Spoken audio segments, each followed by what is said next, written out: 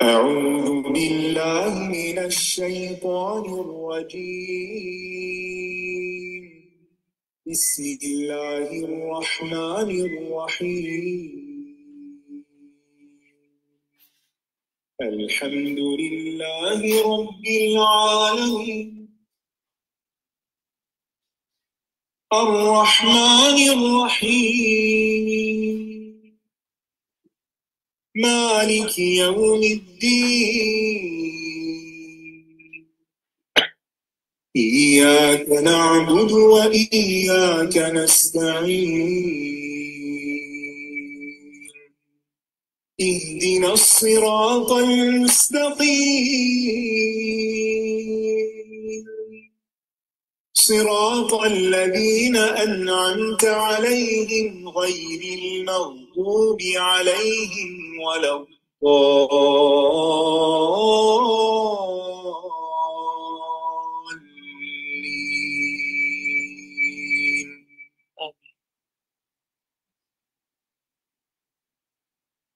السلام علیکم ورحمۃ اللہ وبرکاتہ. اس مجلس میں شریک ہونے والے تمام لوگوں کو خوش آمدید کہتی ہوں، اہلاً و سہلاً مرحبا، اور اللہ تعالیٰ سے دعا کرتی ہوں کہ اللہ سبحانہ و تعالیٰ ہمارے سفر کو بابرکت کرے اور ہمیں بہترین علم عطا فرمائے اور بہترین طریقے سے اس پر عمل کرنے کی توفیق عطا فرمائے.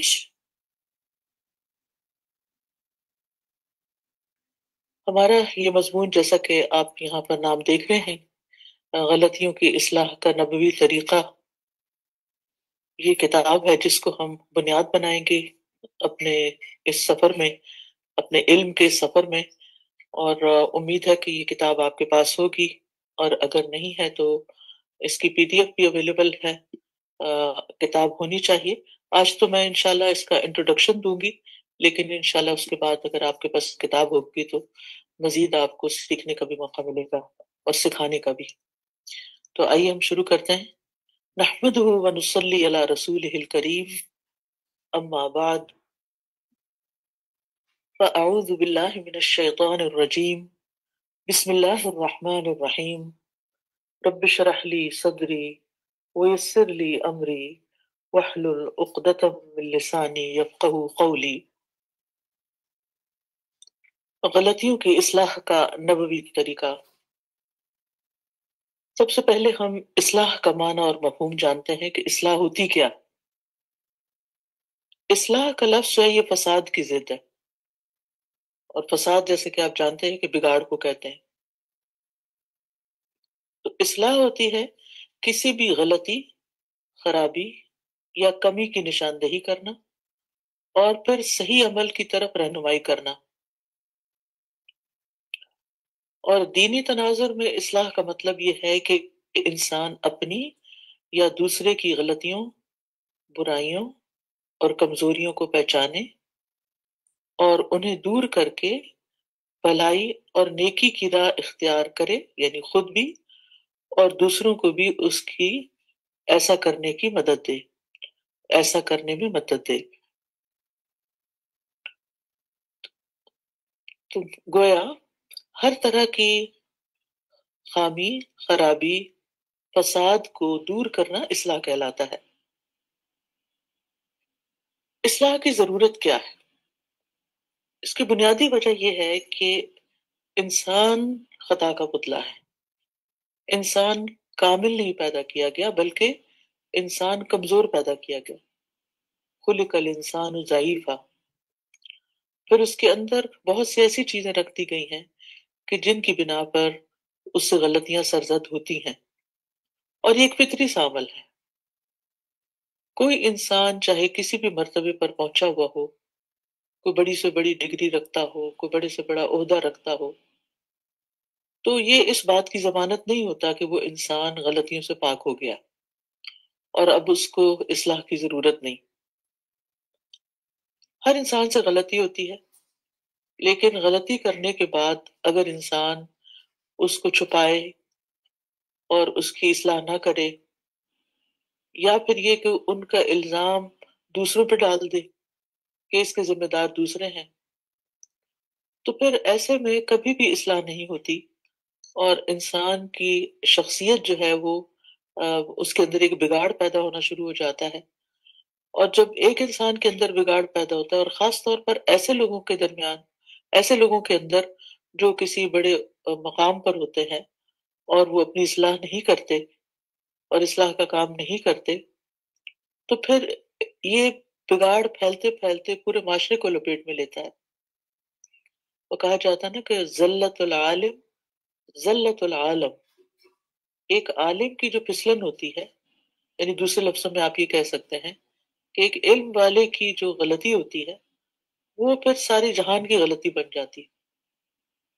تو اس لیے سب سے پہلے تو یہ بہت ضروری ہے کہ انسان اس بات کا اعتراف کرے کہ میں کمزور ہوں، مجھ سے غلطی ہو سکتی ہے، مجھ سے بھول ہو سکتی ہے. تو غلطیوں کو تسلیم کرنا ہی دراصل اصلاح کی پہلی سیڑھی ہے. اپنی کمزوری کا اعتراف کرنا ہی دراصل اصلاح کی طرف قدم اٹھانا ہے. یعنی ہمیں یہ ماننا ہوگا کہ ہم انسان ہیں اور غلطیاں انسانوں سے ہی ہوتی ہیں، لہذا غلطی تو ہو گئی لیکن اب کیا کرنا ہے، اس کو درست کرنا ہے. اور اس طرح انسان کے اندر ایک عاجزی بھی پیدا ہوتی ہے، اور بندے سے اللہ تعالیٰ کو عاجزی پسند ہے. ہم دیکھتے ہیں کہ آدم علیہ السلام سے ایک خطا ہوئی، لیکن انہوں نے اپنی خطا کا اعتراف کر لیا اور اللہ سبحانہ وتعالیٰ کے حضور بہت عاجزی کے ساتھ دعا کی، ربنا ظلمنا انفسنا وان لم تغفر لنا وترحمنا لنکونن من الخاسرین. تو اللہ سبحانہ وتعالیٰ نے ان کو فتاب علیہ، اللہ تعالیٰ ان پہ مہربان ہوا، ان کی توبہ قبول کر لی. انہ هو التواب الرحیم، وہ تو بہت ہی زیادہ توبہ قبول کرنے والا اور بہت زیادہ مہربان ہے.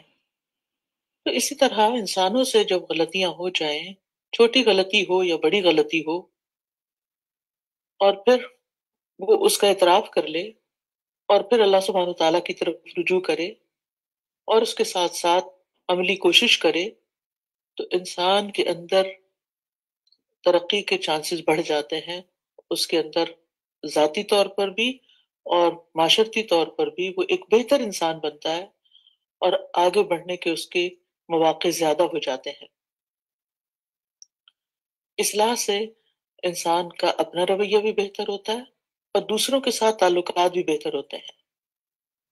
اور سب سے بڑھ کر یہ کہ انسان کے اندر اس کے اپنے دل کے اندر ایک سکون پیدا ہوتا ہے اور پھر معاشرے کے اندر بھی ایک خیر و بھلائی کی فضا قائم ہوتی ہے.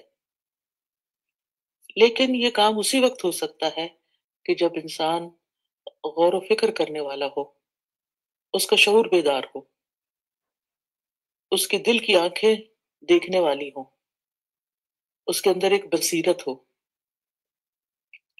اور پھر خاص طور پر ہم لوگ جو الہدا میں کسی نہ کسی ذمہ داری پر فائز ہیں، کوئی استاد ہے اور کوئی کسی اور شعبے میں کام کر رہا ہے اور وہ بہت سے اور لوگوں کا بھی ذمہ دار ہے، تو ہم سب چونکہ ایک دین کے نام لیوا ہیں اور دین کا پرچار کرنے والے ہیں، خواہ ہم الہدا میں پڑھا رہے ہیں، اسکول میں پڑھا رہے ہیں، یا کہیں پر بھی کلاس لینے ہیں، یعنی کسی بھی ذمہ داری پر فائز ہیں، تو بہت ضروری ہے کہ ہم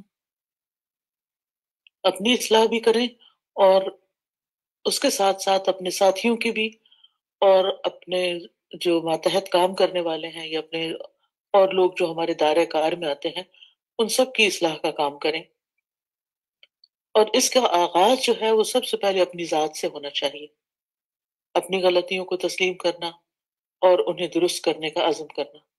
تو آج ہم اس چیز کا ارادہ لے کر اٹھیں گے انشاءاللہ کہ سب سے پہلے ہم نے اس کام کا آغاز اپنی ذات سے کرنا ہے، کیونکہ رسول اللہ صلی اللہ علیہ وسلم نے فرمایا کل بنی آدم خطاء وخیر الخطائین التوابون، کہ سارے کے سارے بنی آدم خطا کار ہیں اور بہترین خطا کرنے والے وہ ہیں جو توبہ کرنے والے ہیں.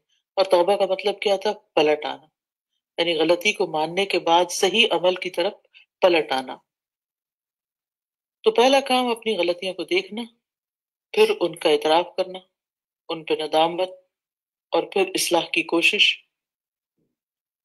تو یہ خود کی اصلاح کا مسلسل سفر جو ہے یہ ایسی روشنی پیدا کرتا ہے انسان کے اندر کہ اس کے اندر کے اندھیرے دور ہونا شروع ہو جاتے ہیں، اس کے اندر کا سکون لوٹ آتا ہے، اور اس کے ساتھ ساتھ وہ روشنی پھر باہر بھی پھیلتی ہے۔ اپنی ذات کی اصلاح کے ساتھ ساتھ ہمیں باقی لوگوں کے بھی چونکہ اصلاح کا کام کرنا ہے، اور ہمارا اصل مقصد بھی اس کورس کا یہی ہے کہ ہم جب دوسروں کے ساتھ معاملہ کریں اور وہاں کوئی غلطی دیکھیں تو پھر اس کی اصلاح کیسے کریں، اس کا طریقہ سیکھنا بہت ضروری ہے۔ ہم دیکھتے ہیں کہ اصلاح کا کام جو ہے یہ انبیاء کا کام ہے، نیک لوگوں کا راستہ ہے۔ انبیاء کو لوگوں کی اصلاح کے لیے بھیجا گیا، جس میں ہم دیکھتے ہیں خاص طور پر شعیب علیہ السلام اپنے قوم کو بتاتے ہیں اپنے بارے میں، ان اريد الا الاصلاح ما استطعت وما توفیقی الا باللہ علیہ توکلت والیہ انیب، کہ میں تو اپنی استطاعت کے مطابق اصلاح ہی کرنا چاہتا ہوں، اور میری توفیق تو اللہ ہی کی مدد سے ہے، اسی پر میں نے توکل کیا اور اسی کی طرف میں رجوع کرتا ہوں۔ موسیٰ علیہ السلام جب کوہ طور پر جا رہے تھے تو پیچھے ہارون علیہ السلام کو بنی اسرائیل کی اصلاح کی وصیت کر کے گئے۔ وقال موسیٰ لأخیہ ہارون اخلفنی فی قومی واصلح ولا تتبع سبیل المفسدین، اور موسیٰ علیہ السلام نے اپنے بھائی ہارون علیہ السلام سے کہا کہ میری قوم میں میری جانشینی کرنا اور اصلاح کرنا اور فساد کرنے والوں کے راستے کی پیروی نہ کرنا، یعنی تم قوم کے اندر کوئی خرابی، کوئی بگاڑ، کوئی گمراہی نہ پیدا ہونے دینا، اور اگر ایسی کوئی چیز رونما ہو جائے تو ان کی اصلاح کرنا۔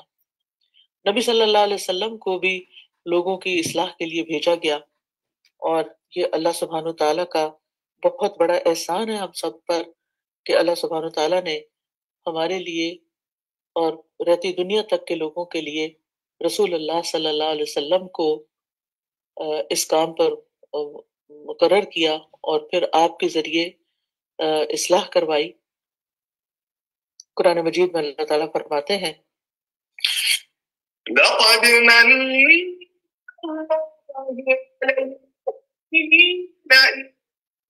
فيهم رسولا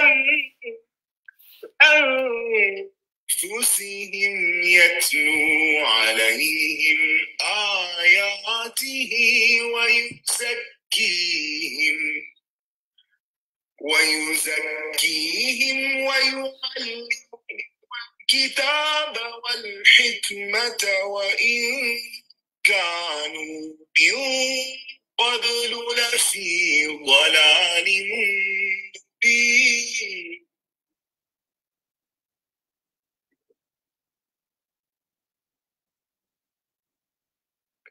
لقد من اللہ علی المؤمنین، یقیناً اللہ سبحانہ تعالیٰ نے مومنوں پر احسان فرمایا ہے۔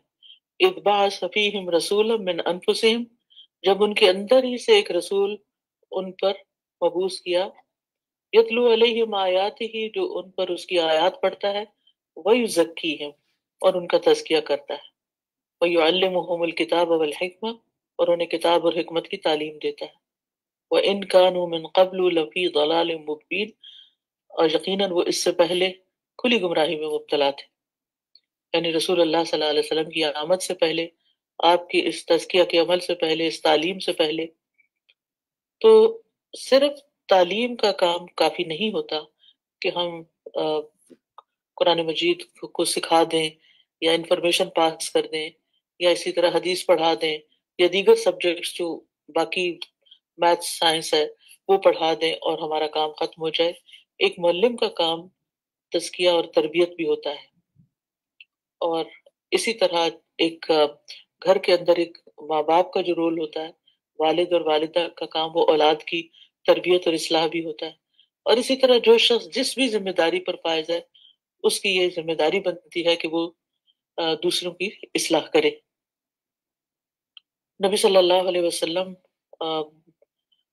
کے بارے میں جو ایک روایت میں آتا ہے تورات کے اندر، کہ ایک حدیث کے اندر آتی ہے، یہ بات صحیح بخاری کی روایت ہے، جس میں آتا ہے کہ اللہ ان کی روح اس وقت تک قبض نہیں کرے گا جب تک اس ٹیڑھی ملت کو آپ کے ذریعے سے سیدھا نہ کر دیا جائے، اس طرح کہ وہ لا الہ الا اللہ کا اقرار کر لیں، اور وہ اس کے ذریعے سے اندھی آنکھوں کو، بہرے کانوں کو اور پردے میں پڑے ہوئے دلوں کو کھول دے گا۔ تو نبی صلی اللہ علیہ وسلم نے افراد کی بھی اصلاح کی اور امت کی بھی اصلاح کی، اور آپ یہ کام مکمل کر کے دنیا سے گئے۔ پھر اسی طرح آپ دیکھیں کہ مومنوں کے باہمی تعلقات کی بنیاد بھی ایک دوسرے کی اصلاح کرنے پر ہے۔ سورۃ التوبہ میں آتا ہے والمؤمنون والمؤمنات بعضهم اولیاء بعض یأمرون بالمعروف وینہون عن المنکر ویقیمون الصلاة ویؤتون الزکاة ویطیعون اللہ ورسولہ اولئک سیرحمہم اللہ ان اللہ عزیز حکیم۔ اور مومن مرد اور مومن عورتیں ان کے بعض بعض کے اولیاء ہیں، مددگار ہیں، دوست ہیں۔ وہ نیکی کا حکم دیتے ہیں اور برائی سے منع کرتے ہیں، اور نماز قائم کرتے ہیں اور زکوٰۃ دیتے ہیں، اور اللہ اور اس کے رسول کا حکم مانتے ہیں۔ یہی لوگ ہیں جن پر اللہ ضرور رحم کرے گا، بے شک اللہ سب پر غالب کمال حکمت والا ہے۔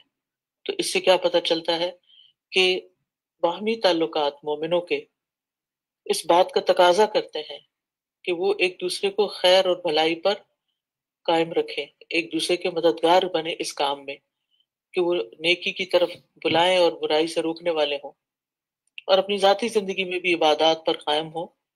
تو ایسے ہی لوگ جو ہے نا اللہ تعالیٰ کی ضرور رحمت پائیں گے۔ اور ویسے بھی آپ دیکھیں کہ اصلاح کرنا جو ہے ایمان کا تقاضا بھی ہے۔ نبی صلی اللہ علیہ وسلم نے فرمایا کہ تم میں سے جو شخص کوئی برائی دیکھے تو اس کو اپنے ہاتھ سے روک دے، تو وہ شخص بری و ذمہ ہو گیا۔ اگر اس کی طاقت نہ ہو تو زبان سے روکے، وہ بھی بری ہو گیا۔ اور اگر اس کی قدرت نہ ہو تو دل سے برا سمجھے، وہ بھی بری ہو گیا۔ لیکن یہ ایمان کا سب سے کمزور درجہ ہے۔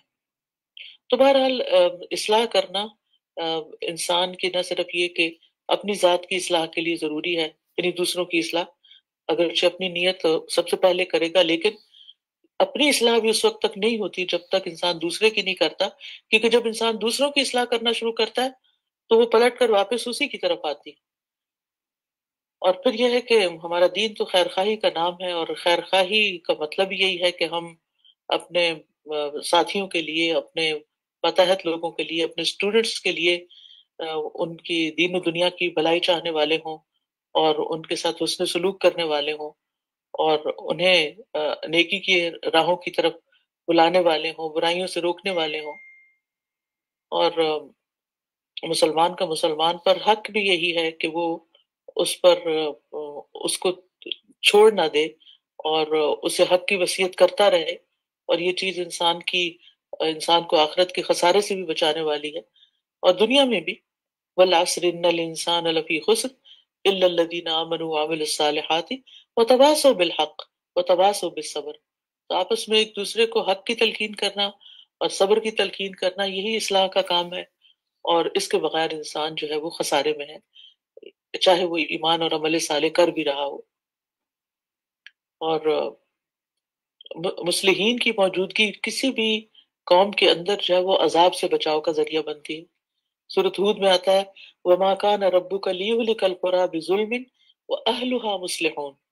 اور آپ کا رب ایسا نہیں کہ بستیوں کو ظلم سے ہلاک کر دے جبکہ اس کے باشندے اصلاح کرنے والے ہوں۔ لیکن جب اصلاح کرنے والے خود ان برائیوں میں شریک ہو جائیں تو پھر آپ جانتے ہیں کہ حال کیا ہوتا ہے۔ اللہ تعالیٰ ہم سب کو اس سے محفوظ رکھے۔ اور ایک اور بات بھی یاد رکھیے کہ اصلاح کرنے والوں کا اجر اللہ تعالیٰ ضائع نہیں کرتا، جیسے قرآن مجید میں آتا ہے اِنَّا لَا نُضِيعُ أَجْرَ الْمُصْلِحِينَ، کیونکہ یہ ایک مشکل کام بھی ہے، اور انسان جب کسی کی اصلاح کرتا ہے تو فوراً اس پر واپس بیکلیش آتا ہے کہ تم اپنے آپ کو تو دیکھو، تم کیا کر رہے ہو۔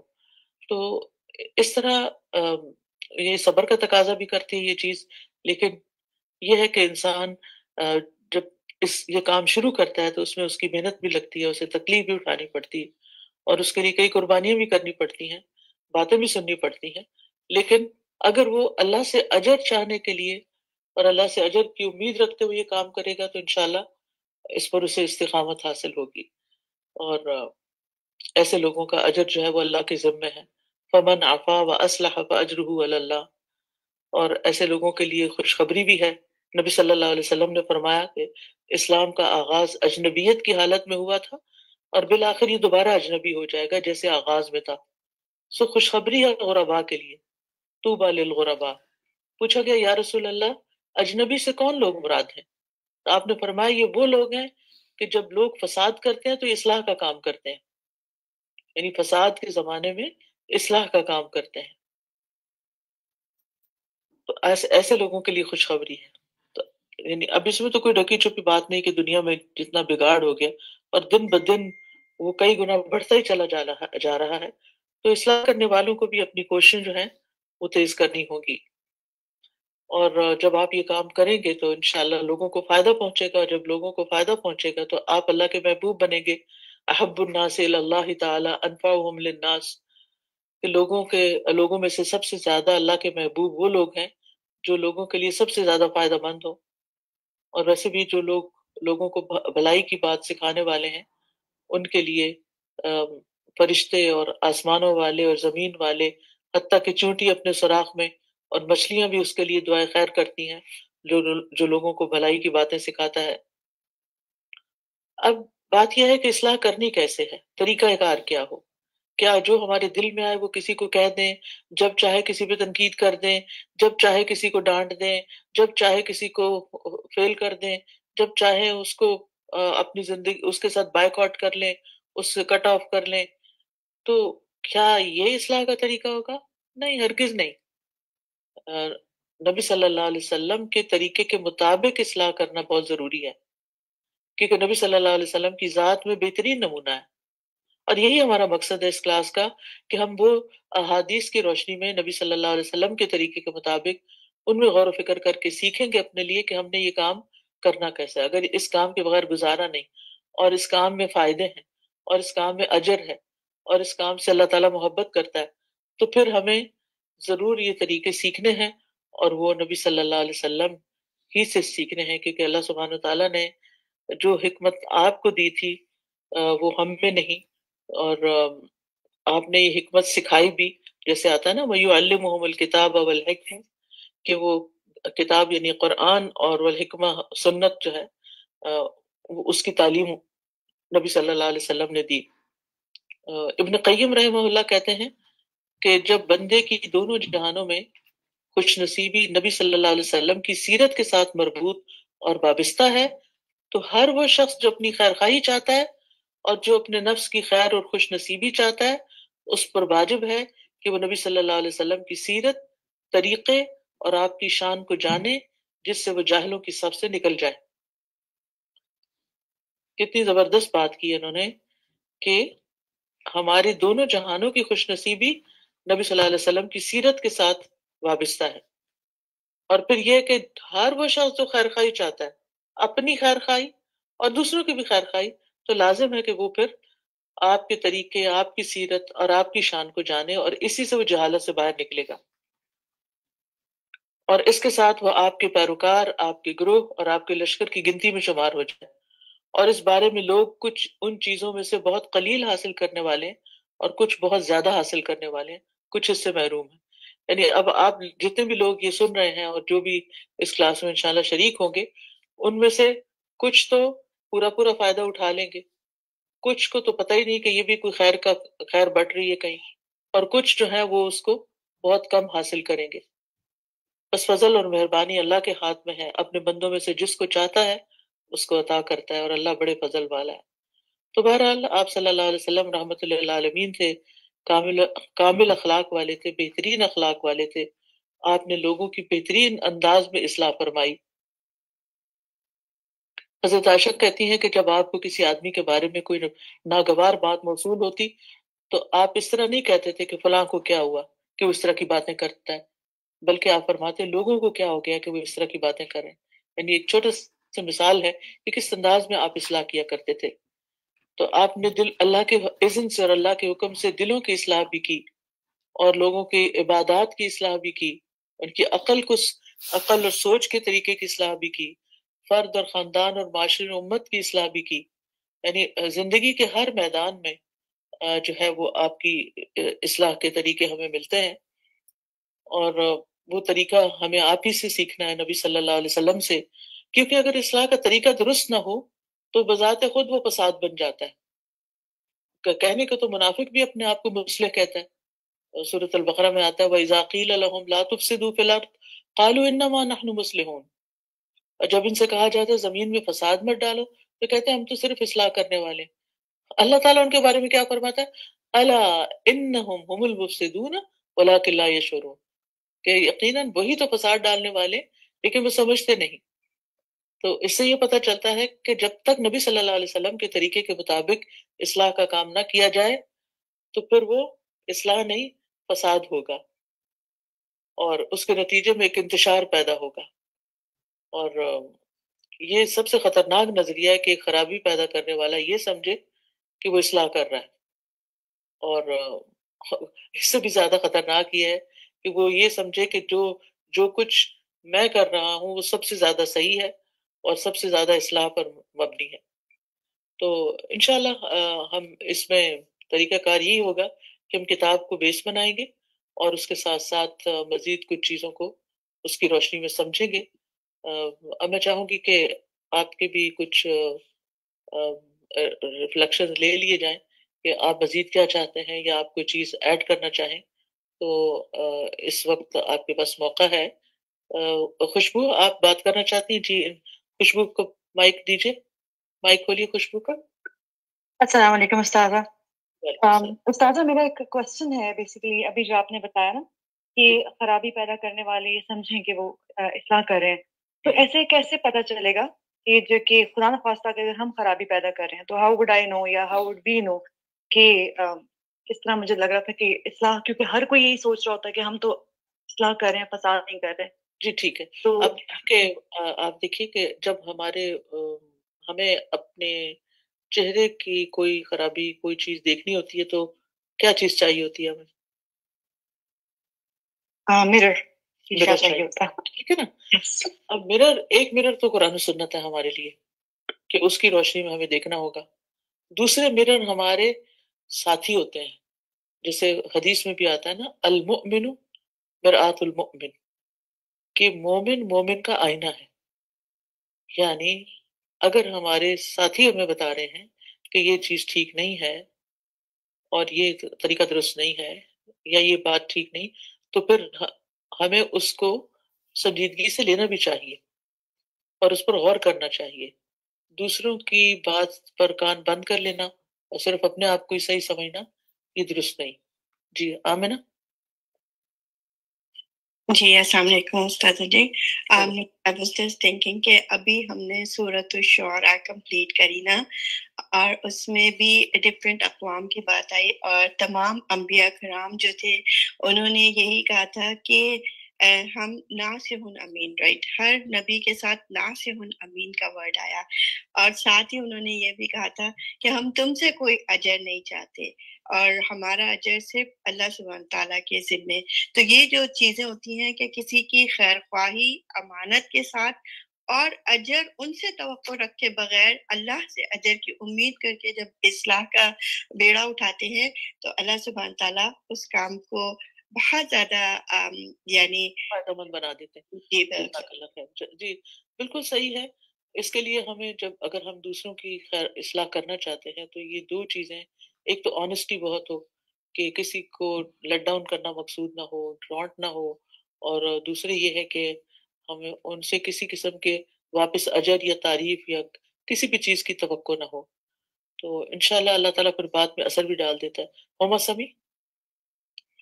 جی استاد جی سبحان اللہ. میں یہ سوچ رہی تھی کہ شیطان نے اصلاح کا راستہ نہیں چنا تھا نا، اور وہ ہمارے لیے بھی اس چیز کو کتنا مشکل بنا دیتا ہے. اور اصلاح اگر ہم صرف ایک سٹیپ، جو پہلا سٹیپ ہوتا ہے وہی آپ کے لیے مشکل ہوتا ہے، اور اس کے بعد واقعی میں بہت زیادہ آسانی ہو جاتی ہے. اور اصلاح کا راستہ چننا یا اپنی غلطی کا اعتراف کرنے کے بعد اگلے سارے کام آسان ہو جاتے ہیں. تو اللہ سبحانہ تعالیٰ ہمیں توفیق دے، اور یہ بہت ہی زبردست اللہ سبحانہ تعالیٰ نے ہمیں موقع دیا کہ ہم اس کے ذریعے اپنی بھی اصلاح کریں. اور پھر یہ بھی چیز ہے کہ ہم جب دوسروں کی اصلاح مقصود ہے، as a teacher, as a جو بھی ہمارا رول ہے، وہ جب تک ہم اپنی نہیں کریں گے تو وہ دوسروں کو بھی وہ فائدہ نہیں دے گی. آپ جتنا مرضی بھی ان کو یأمرون بالمعروف کر لیں، نہی عن المنکر کر لیں، جب تک وہ ہمارے اندر خود چیز نہیں آتی ہے. تو اللہ سبحانہ تعالیٰ ہمیں توفیق دے. شازی. جی استاذ، ایک پوائنٹ جو مجھے بہت ریلیونٹ بھی لگا وہ یہ تھا کہ جیسے اصلاح کے لیے نا استاذہ صبر کی بہت ضرورت ہوتی ہے. اور جیسے آپ نے کہا نا کہ کیا یہ ہے کہ ایک دفعہ اصلاح کی اور نہیں مانا تو بائک آؤٹ کر دیں یا گروپ سے نکال دیں اور پھر اس سے بات ہی نہیں کرنی. کیونکہ یہ ہوتا ہے کہ بعض اوقات ہمیں ریپیٹڈلی کوشش کرتے رہنا ہے، دعا مانگتے رہنا ہے، اور वही बात है कि जो चीज उस्तादा हमें मोटिवेट करती है ना, वो ये कि हम अल्लाह की खातिर करें, क्योंकि इंसान बाज टाइम लेते हैं ना, कुछ लोग एक दफा बात बताते हैं, उनको समझ आती है, कुछ को आपको बार बार प्यार से बताना पड़ेगा, समझाना पड़ेगा। तो ये उस्तादा अल्हम्दुलिल्लाह बहुत एकदम बात क्लिक की कि हमें एकदम से गिव अप नहीं करना, ट्राई करते रहना इंशाल्लाह। और अजर पे नजर रखनी है कि काम खालिसतन अल्लाह की रजा के लिए और अल्लाह ही से अजर पाने के लिए करना है, ताकि हमारी दुनिया की जिंदगी भी पुरसुकून हो। कुरतुल प्यारी उस्ताज़ा जी, पहले तो अल्लाह ताला आपको बहुत बहुत जज़ाए खैर दे। आपने इतना खूबसूरत एक टॉपिक उठाया है और जिसपे हमारी इंशाल्लाह तरबियत होगी, क्योंकि उस्ताज़ा जी देखें कि हम में से कौन ऐसा है जिसने गलतियां ना की हो। तो एक तो बात यह है कि गलती करना, दूसरा ये आता है कि गलती का एहसास ना होना, और तीसरा फिर उस पर डट जाना। तो गलतियों को आइडेंटिफाई करना और फिर इस्लाह, गलती का जो ऑपोजिट है वो इस्लाह है। तो इंशाल्लाह उस्ताज़ा हम बहुत एक्साइटेड है सब कि हम इंशाल्लाह हम देखेंगे कि हम क्या क्या गलतियां करते हैं, कैसे उसकी इस्लाह हम करेंगे इंशाल्लाह। और मेरी एक सजेशन भी है उस्ताज़ा कि हम एक छोटी सी अमल की डायरी हम बना लें, जैसे आप हमसे हमेशा बनवाती थी। तो एवरी वीक हम उसमें लिख लिया करें जो हमारी अपनी गलतियां भी हैं, जो हम भूल कर भी रहे हैं और फिर उसको हम आइडेंटिफाई भी नहीं कर रहे। तो उससे भी इंशाल्लाह ये हम इस पे मजीद हम पक्के हो जाएंगे इंशाल्लाह। इंशाल्लाह। जी कुबरा फातिमा।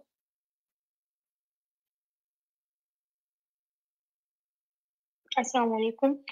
मैंने ये क्वेश्चन पूछना था कि आपने एक पॉइंट बताया हमने इस काम का आगाज अपनी जात से करना है। तो मैं पिछले चंद दिनों से ये चीज देख रही हूँ कि मैं एक चीज पकड़ती हूँ, वो अगर उसको सही करने की कोशिश करती हूँ तो वो दूसरी जैसे अपने अंदर कोई खामी देखती हूँ, पहले वाली दोबारा से आ जाती है। तो इसका बता दें। इंसान से बार बार गलती होती रहती है, लेकिन इसका ये मतलब नहीं कि अगर दोबारा आ गई है वो तो उसको इग्नोर कर दिया जाए, उसको भी साथ ले लिया जाए, फिर दोबारा अपने आप को वापस यानी इंसान से भूल चूक तो होती रहती है ना, लेकिन अपने आप को पॉजिटिव स्ट्रोक्स भी दे। ये ना कहें कि मैं तो अपनी मेरी इस्लाह तो हो ही नहीं सकती और मैं तो कर ही नहीं सकती, और क्योंकि आप जैसा सोचते हैं ना वैसा ही आपका अमल होता है। आपका अमल आपकी सोच पर मबनी होता है। तो अगर आप ये सोचें कि ओह वो तो छूट गया, तो अब नई बात शुरू की है तो ये भी छूट जाएगी मुझसे, तो फिर मैं तो कुछ कर नहीं पाऊंगी।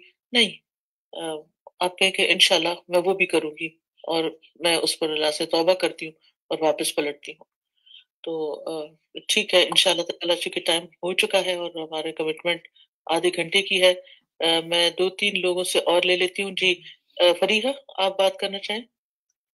जी उस्ताद जी, मैंने बस यही कहना था कि ये इतना अच्छा इनिशिएटिव है और इतनी अच्छी ये इंशाल्लाह सेशंस रहेंगे कि ये एक एंगल ही फर्क है ना उस्ताद जी। हम अमूमन फिर हम जिसकी इस्लाह कर रहे होते हैं हमारी सारी नजर उसके ऊपर होती है, और ये हम इंशाल्लाह सीखेंगे कि इस्लाह करने वाले की इस्लाह कैसे हो, क्योंकि बाज़ औक़ात जब हम इस्लाह कर रहे होते हैं तो हम मामला पहले से भी ज्यादा बिगाड़ देते हैं, हम ऑफेंड कर बैठते हैं, हम ओवर रिएक्ट कर जाते हैं, जितनी गलती होती है उससे ज्यादा हम कसूरवार ठहरा देते हैं। मुझे तो यकीन है कि इंशाल्लाह हम इधर से बहुत कुछ, अगर हम इसको खुले दिल से सुनेंगे तो बहुत कुछ हम अपनी इस्लाह हमारी होगी, जो हमने अपने आप को यानी दूसरों की इस्लाह करने पर मामूर किया हुआ है, ये हमारी इस्लाह का कोर्स है इंशाल्लाह।